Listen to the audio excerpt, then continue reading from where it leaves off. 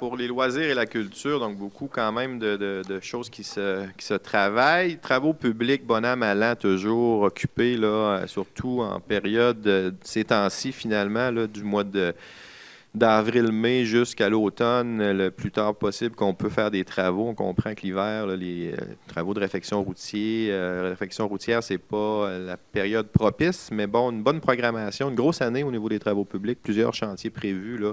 On tente toujours d'en ajouter des réfections à chaque année selon nos budgets disponibles. Alors, beaucoup de choses qui ont été faites dans les dernières années également. On pense à 2019-2020, entre autres au niveau bâtiment également, comme les pompiers. Là, le garage municipal a été aussi une belle réalisation pour notre service des travaux publics. Moins visible un peu que la caserne parce qu'il est moins sur une route achalandée, mais tout un bâtiment fonctionnel, puis pour le présent, mais aussi pour l'avenir. Exactement.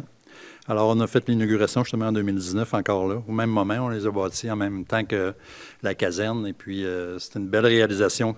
Là aussi, on était dû, là. On était tout encore là avec 2 portes de garage pour tous les équipements que nous avions. Alors, tout était à l'extérieur. Exact. Et puis là, maintenant, on a des beaux espaces à l'intérieur. Fonctionnel, On a fait une adéquat. porte ouverte, oui, exactement. En même temps, en fait, comme vous l'avez mentionné, de front avec la caserne, les constructions simultanées, là, Oui. 2 équipes différentes quand même, là, mais bon, la même compagnie, Construction Côté et Fils. Belle réalisation, 2 beaux bâtiments. Porte ouverte en même temps que la caserne également. La visite des ministres, La Forêt et Guilbeault aussi. Exact. Alors ça, c'est 2 services qui sont bien organisés au niveau des infrastructures, finalement, au niveau des immeubles.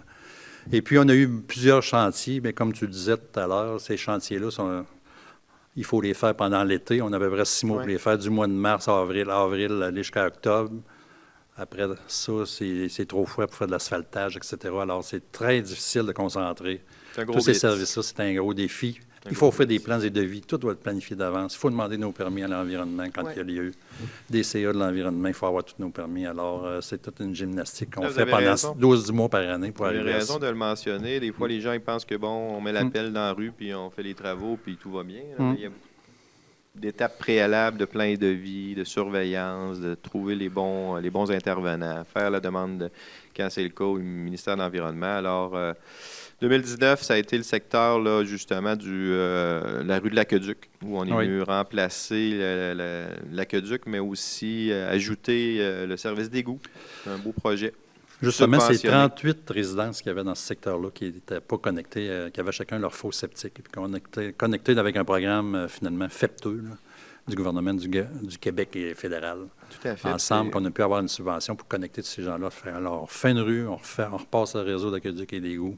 Il faut refaire l'asphaltage, on refait tout au complet, finalement. C'est un bon momentum pour eux aussi, ces gens-là. Les installations septiques arrivaient un peu en bout de vie utile, donc c'est gagnant-gagnant pour tout le monde. Il aurait fallu tout qu'ils remplacent les installations septiques. Les terrains étaient trop petits. Oui. Alors, c'est vraiment une belle solution pour eux, là. C'est un gros projet avec aide gouvernementale, comme vous l'avez mentionné, là. Et puis, comme vous savez, bien, on a aussi 230 km de route. Alors, c'est jamais assez, c'est jamais fini, là. C'est toujours, on a des projets. Oui. Il faudrait en faire 2 fois plus quasiment par année. Alors, on planifie les plus urgents. Et puis, on essaie de se faire une planification sur quelques années. Il va par priorité, en effet. Oui, il va par priorité. On a des analyses de fait sur toutes nos routes. On analyse les ponceaux, l'état de l'asphalte, etc. On a des rapports là-dessus, puis on essaie de suivre un peu l'évolution de ça, faire les plus urgents à toutes les années. Nous sommes bien conscients que les besoins là, sont plus nombreux que ce qu'on peut réaliser d'année en année, mais bon, c'est une question de ressources, c'est une question de temps aussi pour les réaliser. Puis, mais soyez certains là, qu'on est au fait des réflexions à faire. C'est une question budgétaire. Exactement. On pourrait en mettre 5 millions par année, mais à un moment donné, il faut rajouter ça sur la dette quand on n'est pas subventionné. Puis là, on a une limite de capacité de payer des citoyens. Respecter notre capacité de payer. Vous avez bien raison. Les travaux qu'on a fait, des travaux murets de la Côte-Saint-Louis, c'est une chose qui était toute faite en bois, qui était aussi à fin de vie. On a changé. Même modèle que la Côte-Joyeuse, en fait. Là, donc, au niveau technique, c'est bien, mais au niveau visuel aussi, là, ça donne un bon coup d'œil. Là. Ça va durer longtemps. Toujours en 2019 aussi, là, réfection trottoir rue Saint-Pierre qui était due également. Donc, plusieurs travaux, là, si on continue là, au niveau des travaux publics, l'achat d'équipements, vacuum. On profite le plus possible. C'est intéressant, justement, un partage qu'on peut faire Oui. à plusieurs municipalités. Alors, on a acheté ça avec la ville de Pont-Rouge, ce vacuum-là. Fait qu'on peut se le passer, finalement. On l'a acheté à deux. Tout à fait, avec une aide financière en conséquence. C'est quelque chose qu'on n'a pas génératrice. besoin tout le temps. Ça fait que quand Ah, on ne l'a pas exact. besoin, on se la passe, puis on fait le travail des deux municipalités avec un seul équipement. Tout à fait, on peut planifier ça en fonction. Réfection des routes en 2019 toujours, rang Sainte-Croix qui nécessitait également une réfection. Vous avez parlé, Monsieur le maire, des routes municipales là, à 236 km de routes municipales, mais on a aussi nos routes régionales là, Oui. gérées par le MTQ, dont Saint-Joseph en 2020, un bon chantier de pavage là, à partir de la grande ligne là, jusqu'au centre-ville, en fait, là, presque jusqu'à l'hôtel de ville. Alors, c'est bien apprécié au niveau de notre rue principale. C'est ça, c'est particulièrement à Saint-Raymond. On est traversé par 3 routes régionales, la 365 qui vient de Pont-Rouge, la 367 qui vient de 367, Sainte-Catherine, exact. et puis la 358 là, qui vient, 354 qui vient de Sainte-Christine-d'Auvergne. Alors, Un carrefour important à c'est Saint-Raymond. un carrefour, et puis il faut s'occuper de l'entretien de ces routes-là avec le ministère, coordonner tout ça aussi. Grosse collaboration avec le ministère. En effet, on travaillait avec eux. En 2020, maintenant, dernière année, réfection rang Notre-Dame aussi, une autre section qui a été refait, pavage. C'était nécessaire également. Chemin Bourg-Louis, quand même, un bon tronçon de pavage de fait, là, en fait, qui est la route principale de À peu près Bourg-Louis. 2 kilomètres que nous Tout à avons fait. réalisé un rehaussement en gravier avec une nouvelle couche d'asphalte. Et les intersections là, que nous rencontrons sur cette route-là. Donc, une amélioration certaine. Parc industriel là, qui est toujours en ébullition depuis quelques années. Ça, c'est un Des prolongement belles que choses. nous avons fait l'an dernier, en Tout à 2020, fait. la rue des Forces, qui est quand même un prolongement intéressant de 800-900 mètres, je me rappelle, quelque chose de la sorte, Exact. avec les services d'aqueduc qui n'ont pas d'égout à ce niveau-là, parce que la plupart des terrains sont desservis par des fosses septiques. Alors, on choisit nos entreprises, finalement, qui n'ont pas besoin beaucoup de... Qui n'ont pas de rejet qui n'ont énorme. pas trop de là, rejets. Et puis, on va voir plus tard qu'on va faire une autre route cette année. Avec des services. Avec des services, on va entrer Oui. les services d'égout sur le parc. Tout Et ça puis, pour dire Richard Saint-Pierre va pouvoir nous entretenir davantage sur Exact. ce qui s'est passé. Quand on développe des rues, c'est parce qu'il y a des gens qui vont venir s'y établir. Alors, On est en mesure finalement de Ça va bien répondre de à ce tous côté. les besoins, là, autant une entreprise qui va c'est un terrain extraordinaire. C'est facile d'y faire des routes là, parce que c'est tout en sable. Oui, Et dans le puis, sable. finalement, on peut travailler pratiquement avec le matériau qu'il y a sur place. On peut le remettre dans la route. Alors, c'est très beau parc industriel numéro 2, beau terrain justement qui est plane. pas de milieu humide, etc. Non, c'est vraiment important pour Saint-Raymond et pour son avenir également. Là. Le cœur de Saint-Raymond également, Monsieur le maire, revitalisation du centre-ville. Oui. Tout le monde connaît notre beau centre-ville. On veut l'améliorer en termes justement d'activité pour stimuler l'activité économique en lien avec notre belle destination touristique. Donc, déplacement des poteaux et réseaux de communication. On veut vraiment alléger la rue Saint-Joseph, le centre-ville, notre rue principale, notre cœur de ville, des poteaux et des fils électriques. Donc, ça, on a déjà donné le mandat à TELUS cette année. Donc, le travail est commencé à ce niveau-là. Donc, disons qu'on a débuté là, un réaménagement, revitalisation du centre-ville. Avec ça, il y a la réfection des trottoirs. Nous avons d'ailleurs une rencontre avec le MTQ cette semaine pour discuter de ça. On va regarder les options d'aménagement qu'on peut avoir avec eux. C'est des travaux qui sont prévus en 2022, Monsieur le maire, au niveau des trottoirs. Bon, comme je le mentionnais, on a commencé avec les réseaux de communication, poteaux et fils électriques. Et on veut aussi aménager, bonifier le centre-ville au niveau aménagement paysager, bancs, peut-être des endroits, des mini-terrasses. C'est sûr qu'on va avoir besoin d'aide financière également à ce niveau-là. Je pense qu'on a un centre-ville, un beau centre-ville là, qui rayonne au-delà de Saint-Raymond avec la vallée Bras-du-Nord. Alors, on veut vraiment que notre centre-ville soit aussi une destination là, complémentaire avec la vallée Bras-du-Nord. On est en train de discuter de circulation aussi. Est-ce qu'on enlève des stationnements d'un côté? Est-ce qu'on fait un sens unique? On est en train de jaser avec les gens des commerces de la rue Saint-Joseph, l'acceptabilité, MTQ, la MTQ. Disons que le ministère est supposé de faire la route, là, parce que vous allez voir que l'asphaltage est très dû à faire aussi au niveau du centre-ville. Si on parle de la rue Saint-Jacques, aller jusqu'à l'église, on voulait le faire cette année. On voulait refaire les trottoirs, mais vu qu'on a décidé de finalement d'enlever les poteaux puis tous les fils, bien là, il ne fallait pas faire ça, faire les trottoirs avant parce que il faut le faire après. Ça fait qu'on a décidé de reporter ça à l'année 2022. Tout à fait. Les trottoirs vont être refaits à ce moment-là, quand les poteaux ne seront plus là. Et puis, on va se repasser des fils dans le trottoir pour faire finalement des lampadaires. L'éclairage urbain, intéressant. Puis, mentionnons quand même, effectivement, comme vous l'avez mentionné, là, le pavage final va être fait lors de la réfection des trottoirs en 2022. C'est ça. Cette année, on a quand même une petite couche de surface. Là, le MTQ a accepté, là, et on les remercie d'ailleurs. De y aller temporairement avec une petite couche. Donc, à tout le moins, là, la surface va être belle en 2021. On peut dire ça comme ça. C'est ça. Parce que c'est des travaux importants, il faut ouvrir pratiquement la rue pour faire nos trottoirs. Tout à fait. En fait, un autre projet important, travaux publics toujours, à venir cette fois-ci, 2021, une belle aide financière là, avec le programme FIMO, Monsieur le maire. Donc, on en profite là, pour remplacer l'aqueduc dans le secteur Val-des-Pins. Puis, au niveau du centre-ville également, là, on a un secteur au centre-ville, là, Octave, des Sources, boulevard Cloutier, que dans ce cas-là, on y va avec l'aqueduc Égout pour ces secteurs. Ouais, pour Val-des-Pins, c'était un service, finalement, d'aqueduc qui était en fin de vie, là, qu'il fallait remplacer. Alors, on réussit à faire ça. En faisant ça, bien, il faut faire l'asphaltage de tout le secteur. Alors, c'est un beau secteur qui va être refait. Avec l'aide finalement de ce programme-là fédéral, provincial. Exactement, Québec-Canada au niveau. Et puis le boulevard des Cloutiers, bien, c'est le boulevard qui mène justement à la polyvalente, là, à l'école secondaire. Alors lui aussi, il y a beaucoup de travaux à faire là. Il est en fin de vie, alors il faut faire l'asphaltage, mais on va refaire tous les égouts. Alors il faut ouvrir toute la rue, faire les égouts, l'aqueduc. Et puis, on va refaire les trottoirs, puis on va se rendre jusqu'à le terrain de l'école secondaire. Alors, ça, c'est un autre projet de plus de 2 millions. Là, qui va Tout à fait. Beau projet là, cette année. On est actuellement en soumission, alors ça va sortir incessamment, puis ça va être fait au cours de l'année. Tout à fait. Donc, toujours au niveau travaux publics, Monsieur le maire, 2021, vous en avez parlé tout à l'heure un peu dans le bilan. On a vu parc industriel, il y avait eu une phase là, en 2020.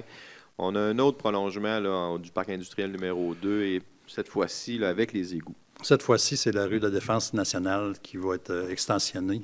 Mais on va venir rejoindre les égouts jusqu'au Grand Rang, puis on a une station de pompage pas loin. Ça fait que ça fait quasiment plus que 1 kilomètre, quasiment 2 kilomètres qu'on va faire. On va amener les égouts jusque-là. Alors, s'il arrive une entreprise qui a besoin, finalement, des égouts, de l'aqueduc, etc., tous les services, on va avoir le choix entre 2 emplacements dans le parc industriel, soit avec les 2 services, soit avec juste un service. On comprend que ça ne sera pas le même prix des terrains.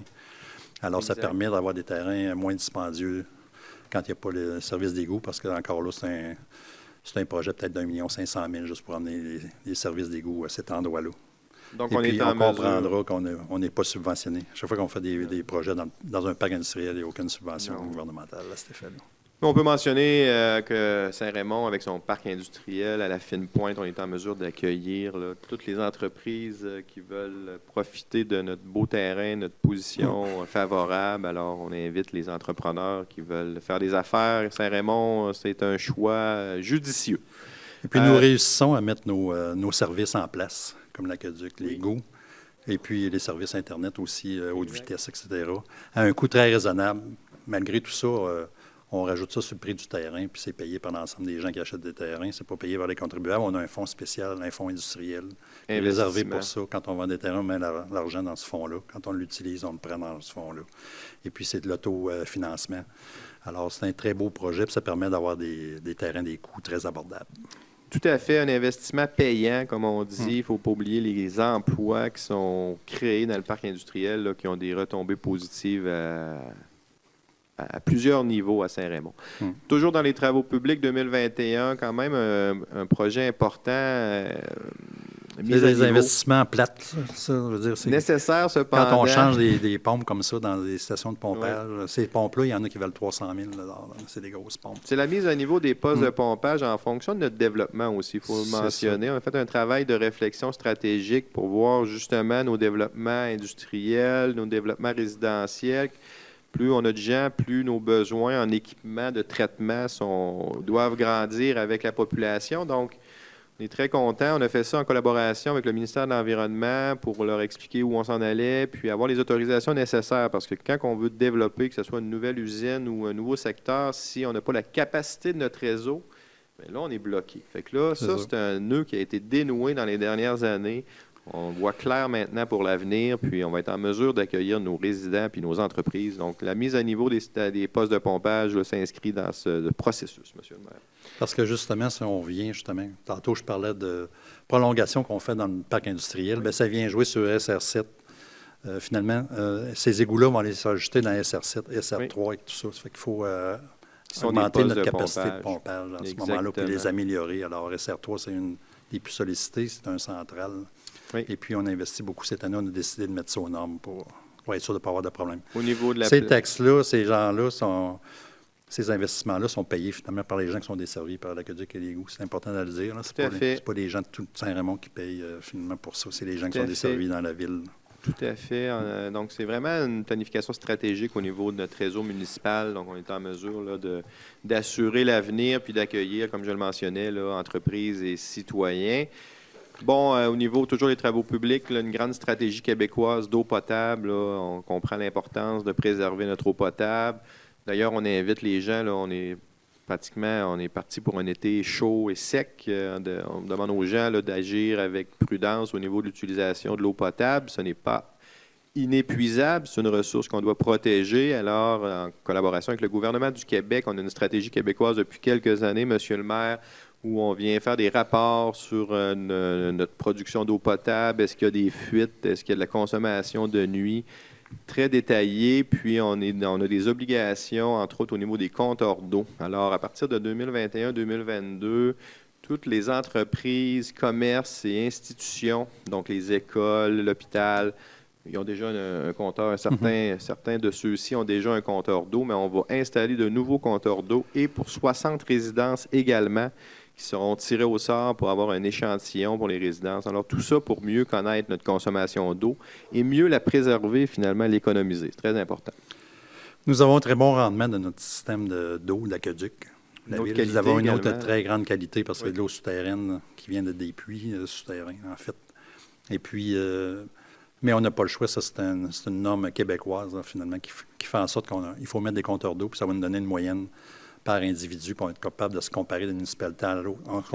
C'est sûr, si on se compare avec Montréal, on est 3 fois plus efficace qu'à Montréal, qui ont un paquet de problèmes avec le réseau d'aqueduc. Oui. Mais nous, on a cherché des fuites, on en a trouvé. On n'a pas beaucoup de fuites. Une belle richesse avec notre eau potable, là, comme vous l'avez mentionné, les nappes phréatiques. Il ne faut pas oublier qu'il y a certaines villes au Québec là, qui ne sont pas capables d'avoir de l'eau potable de qualité. C'est ça. Alors, on va essayer de la protéger davantage. Tout à fait. Et puis en mettant des compteurs d'eau, bien là, on est rendu avec une nouvelle technologie. Maintenant, les compteurs d'eau. Avant, c'était un compteur d'eau dans un sous-sol. Les gens, la ville, il fallait qu'ils passent faire le tour des compteurs d'eau. Maintenant, c'est électronique. Les gens peuvent même être dans l'auto à l'avant de la résidence, prendre la lecture du compteur. Alors, ça à distance. On est en train de choisir notre technologie pour lancer ça. Alors, vous allez voir plus d'informations là, dans les prochaines semaines, prochains mois à ce niveau-là. On va vous informer adéquatement. Toujours dans la réflexion stratégique, M. le maire, là, on parlait des stations de pompage tout à l'heure, de la capacité de notre réseau à accueillir des nouveaux citoyens, des nouvelles entreprises.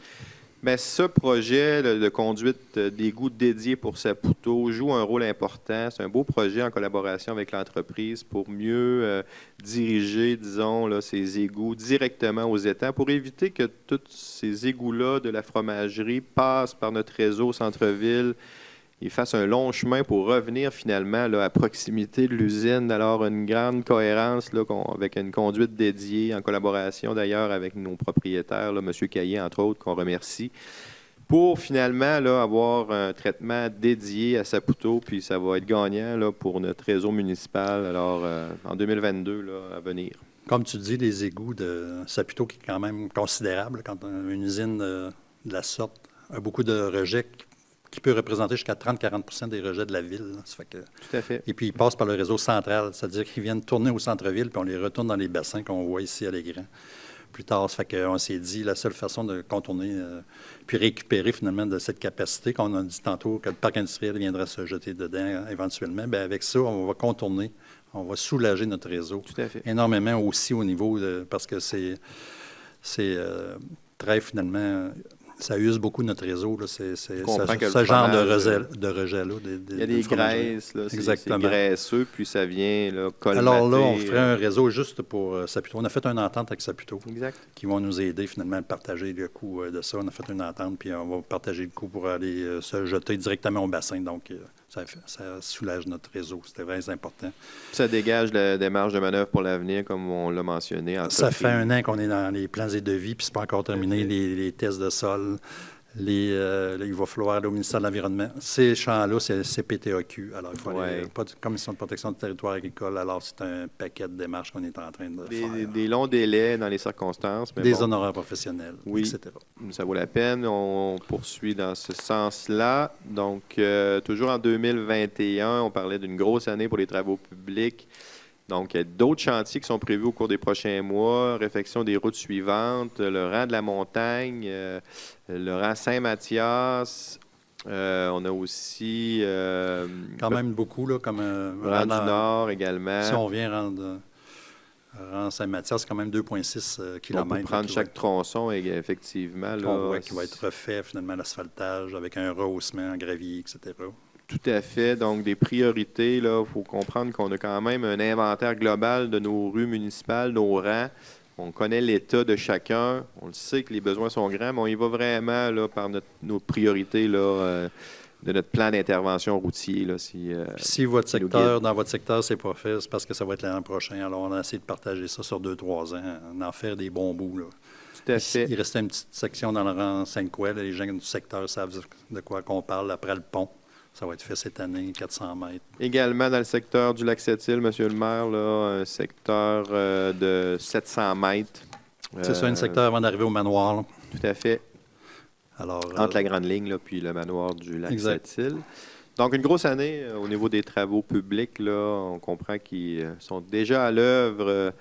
Cette semaine, il y avait déjà une rencontre de chantier ce matin. Avant de les faire, il faut faire des plans et devis. Oui. Puis il faut aller en soumission parce que c'est des travaux importants, des appels d'offres, etc. Les délais à respecter, de la publication.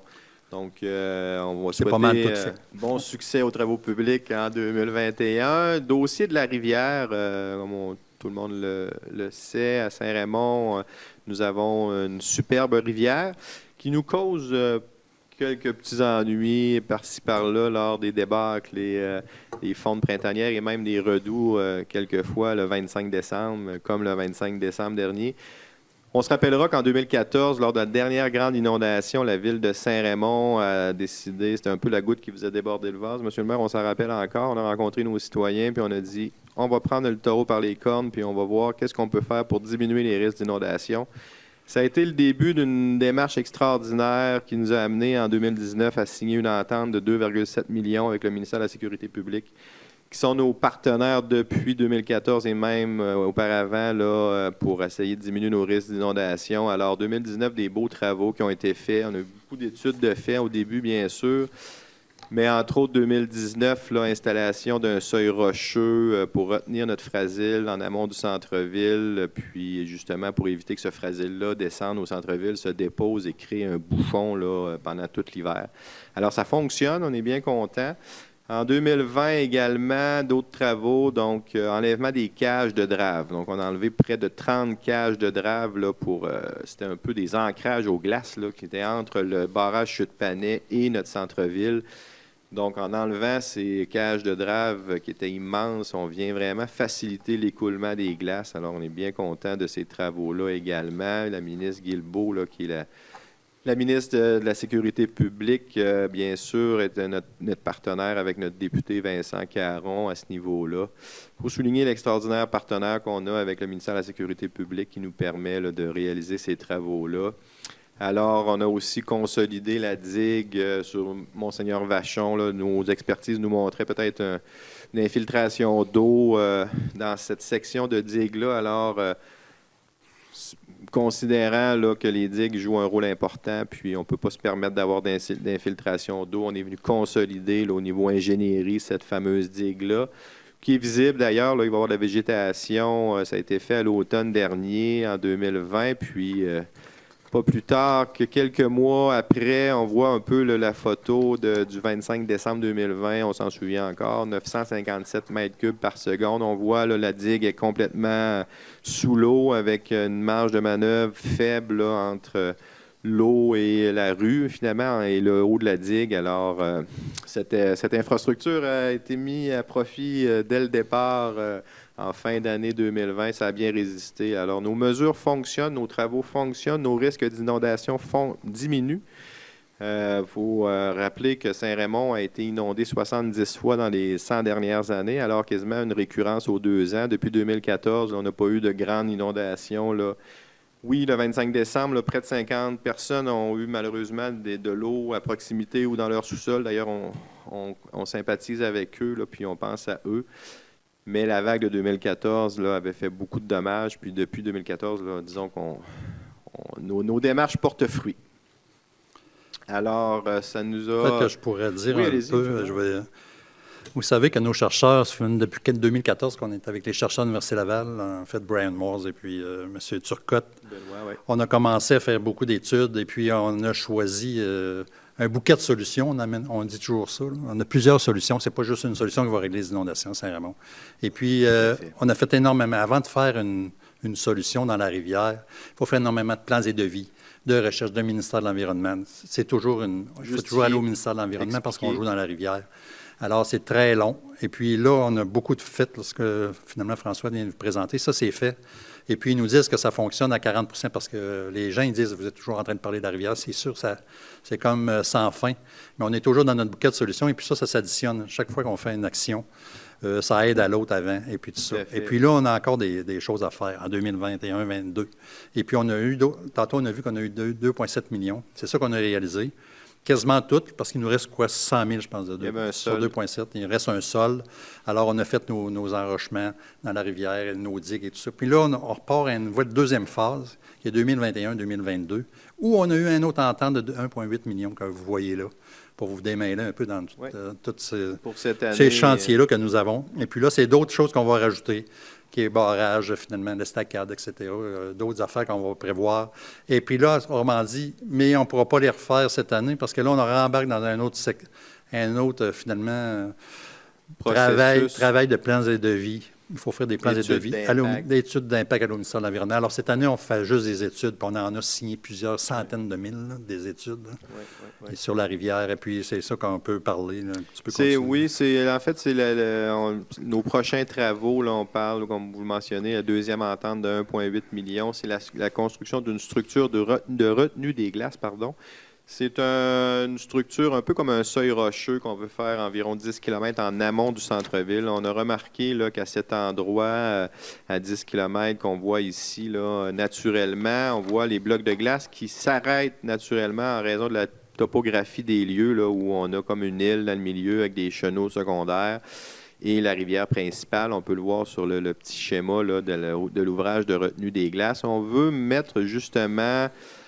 Ça ressemble à un seuil rocheux. Ce n'est pas un barrage comme tel. Il faut pas voir ça comme un barrage. C'est vraiment un endroit où on va accentuer l'arrêt des glaces. Les glaces s'arrêtent déjà naturellement, puis ça nous aide, ça retarde la débâcle là, au centre-ville.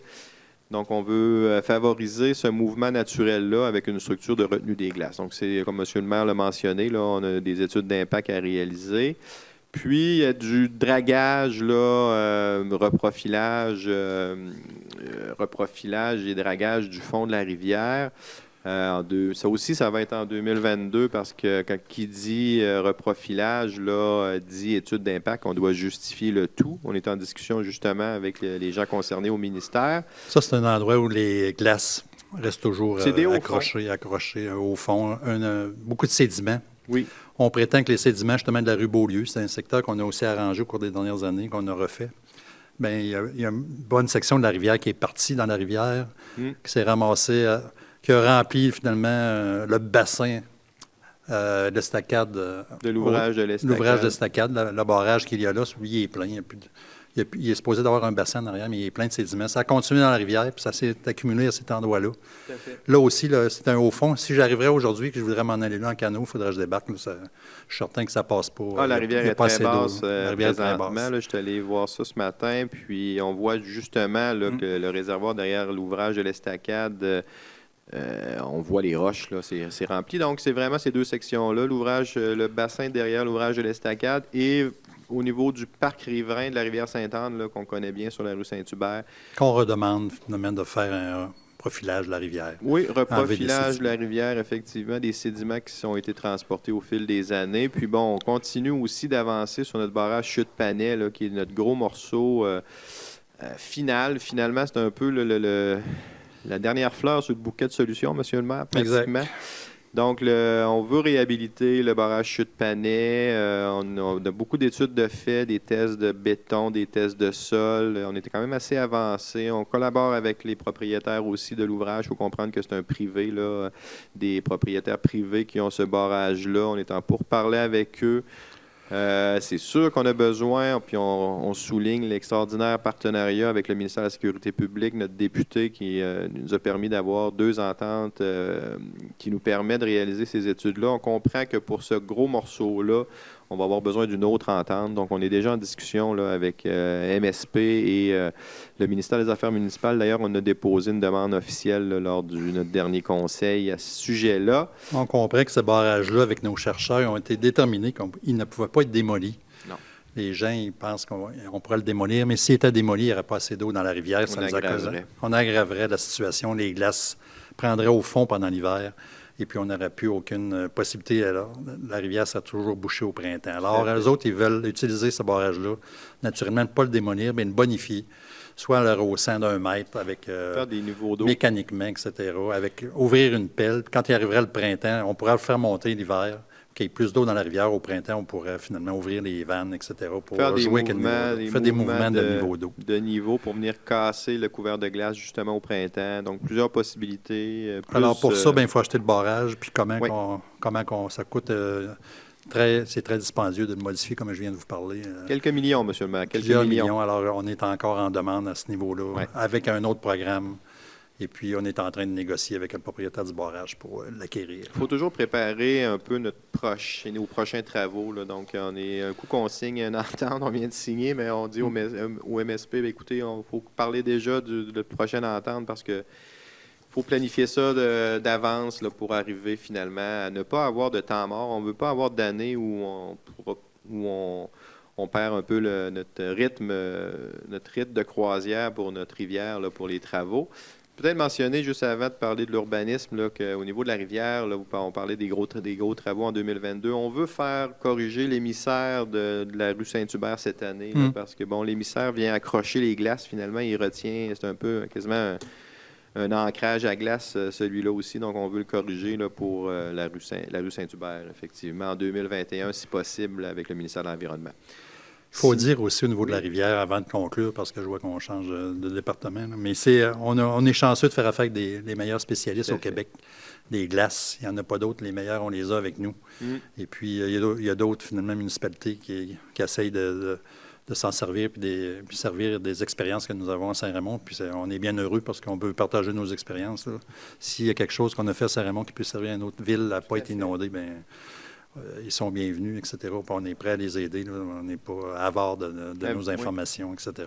Exactement. Monsieur le maire, avec notre dossier de la rivière, on est un peu précurseur, là, surtout au niveau des glaces au Québec, puis là, même au monde, au niveau des inondations. Alors, on est bien fiers de notre démarche, puis on la partage avec Mais chaque rivière a sa particularité. Ce qui se passe à Saint-Raymond ne peut pas nécessairement se passer dans une rivière plus dans le coin de Montréal. Alors, ils ne font pas dans le même moment. C'est pas les mêmes. Nous autres, on a du phrasé, il y en a qui n'en ont pas. Nous autres, on a toutes sortes de choses sur notre rivière qui n'existent pas ailleurs. Alors, des particularités, particularités locales.